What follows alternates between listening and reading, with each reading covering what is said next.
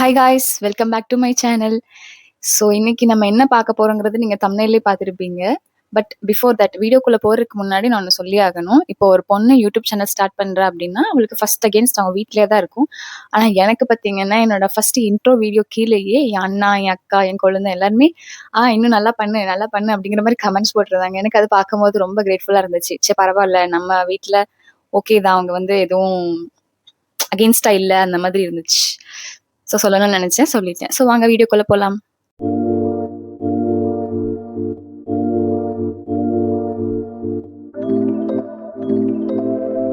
First என்ன பார்க்க போறோம்னா my experience about pad, period panties and menstrual cup. ஓகேவா? ஃபர்ஸ்ட் வந்து பீரியட் பேட்ஸ் எடுத்துக்கலாம். பேட்ஸ்ல வந்து என்ன பொறுத்த வரைக்கும் தி பெஸ்ட் அப்படின்னா நுவா தான் சொல்லுவேன். நுவா தான் கண்டிப்பா நான் ரெக்கமெண்ட் பண்ணுவேன். ஏன்னா ரேஷஸ் இருக்காது, இரிட்டேஷன் இருக்காது, அதுக்கு ஒரு டிஸ்போசல் பேக் வேற கொடுத்துருப்பாங்க. ஸோ டிஸ்போஸ் பண்றதுக்கும் ஈஸியா இருக்கும். இது வரைக்கும் நான் அந்த ஒரு 2 ஃபேமஸான பிராண்ட் இருக்கும்ல, அதை யூஸ் பண்ணி நான் படாத பாடுபட்டிருக்கேன். ஆனா என்னைக்கு நான் நுவா யூஸ் பண்ண ஸ்டார்ட் பண்ணணும், எந்த ஒரு ஸ்மெல் இருக்காது, எந்த ஒரு இரிட்டேஷன் இருக்காது, எதுவுமே இருக்காது. அது வச்ச மாதிரியே தெரியாது, அந்த அளவுக்கு இருக்கும். ஸோ என்ன பொறுத்த வரைக்கும் பேட் எதை நம்ம வந்து யூஸ் பண்ணலாம்னு கேட்டிங்கன்னா நுவா 100% நுவா நான் ரெக்கமெண்ட் பண்ணுவேன். And next period panties. Period panties என்னை பொறுத்த வரைக்கும் ஓகே டு ஓகே. ஏன்னா இப்போ நம்ம வெளியில எங்கேயாட்டி இருக்கோம் அப்படின்னா டக்குன்னு சேஞ்ச் பண்ண முடியாது.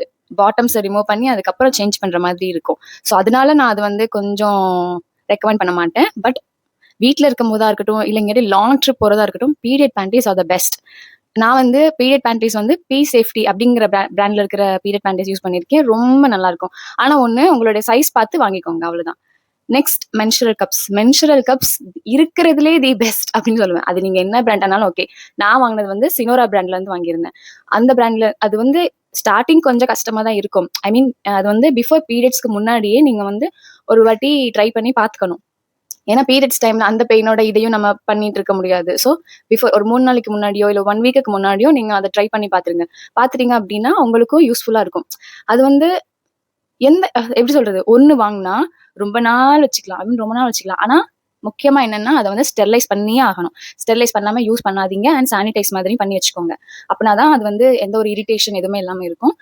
என்கிட்ட இந்த 3ல எது நீங்க வந்து ரெக்கமெண்ட் பண்ணுவீங்கன்னு கேட்டீங்கன்னா first I will go with menstrual cups.